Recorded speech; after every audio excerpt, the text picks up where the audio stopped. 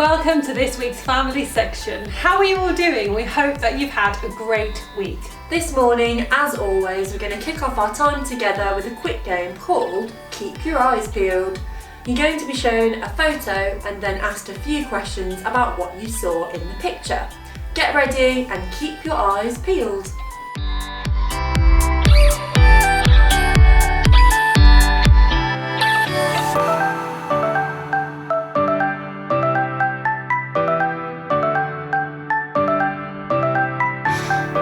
Okay, so question 1. What colour is the sheep's party hat? Oh, what colour is it? Did you see? The answer is blue. Did you get it? Question 2. What colour flowers were on the table? Did you notice? The answer is purple. Did you get it right? Right, how many pieces of fruit are on the plate? Did you remember to count them? Ooh. The answer is 3.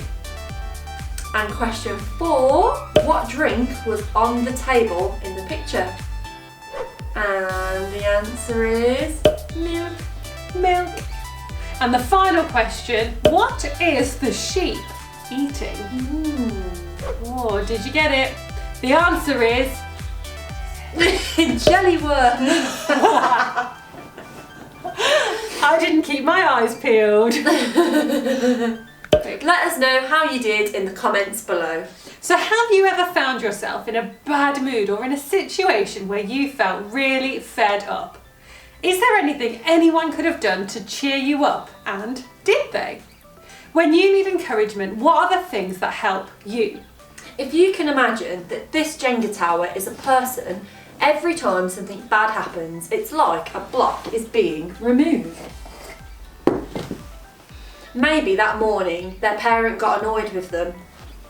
And then, when they got to school, no one would let them sit with them at break time.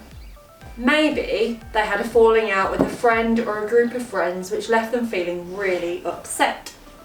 Then, their teacher told them that they were failing in a class in one of their favourite subjects. And then they got home to find out that their beloved pet was not feeling well. Even though that person might still be standing on the outside and they might look okay, there are gaps. There are things that hurt them.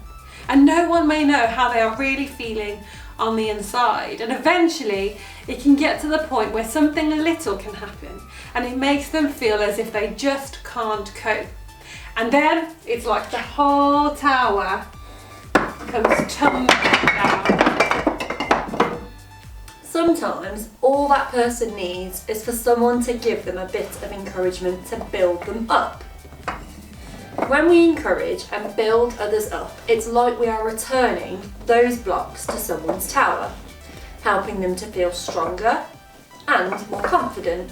In the Bible, we read about a man named Joseph, whose name was actually changed to Barnabas, which means son of encouragement. Let's find out why he was given this name. You may remember that last week we heard about a man named Paul. Paul hated Christians and treated them very, very badly. One day, Paul had an incredible encounter with God, and he turned away from his cruel ways and instead became a follower of Jesus.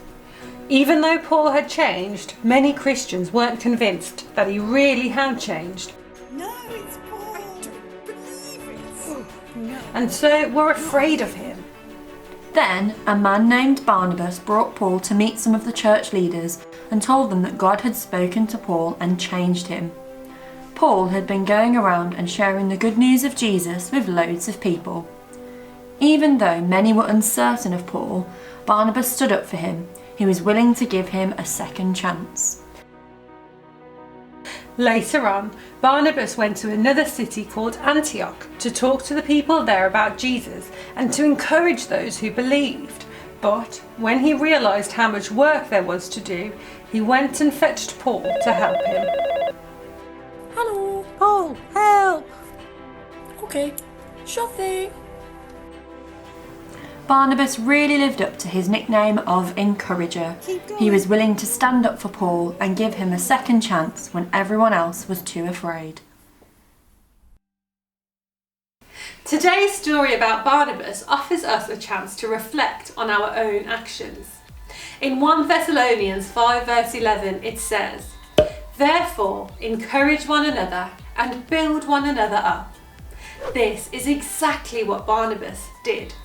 He knew Paul's past, but he also knew that he had a heart for God. He encouraged Paul and built him up.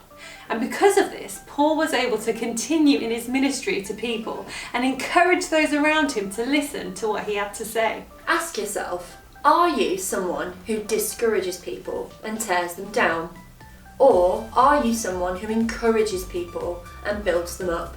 In Ephesians 4 verse 29 it says, "When you talk, do not say harmful things, but say what people need, words that will help them become stronger. Then what you say will help those listen to you." It is important that we don't tear others down, but instead build others up. We can then be an encouragement to everyone that we meet, whether that's a bus driver, a shop worker, a school teacher, or even a neighbour. What are some of the ways you could follow Barnabas' example with the people that you meet? Barnabas was in a good position to act as a support and an encouragement to the people around him, such as the disciples and other believers and Paul. So who are the people in your life that you are well placed to encourage? Perhaps your friends or family members. This week, how can you be more of an encouragement to them? You could think about the words that you use, think about the way that you treat people, and challenge yourself to be an encourager, someone who builds others up. When we read the Bible, especially what Jesus taught us, we find that following God has a lot to do with how we relate to and treat the people around us. Barnabas' encouraging nature was a gift from God. He was called to be an encouragement to those around him. It's a great challenge to be an encourager like Barnabas, and not always an easy one. It can't have been easy for Barnabas to welcome Paul. Sometimes we may find it hard to be encouraging to others, and that's okay.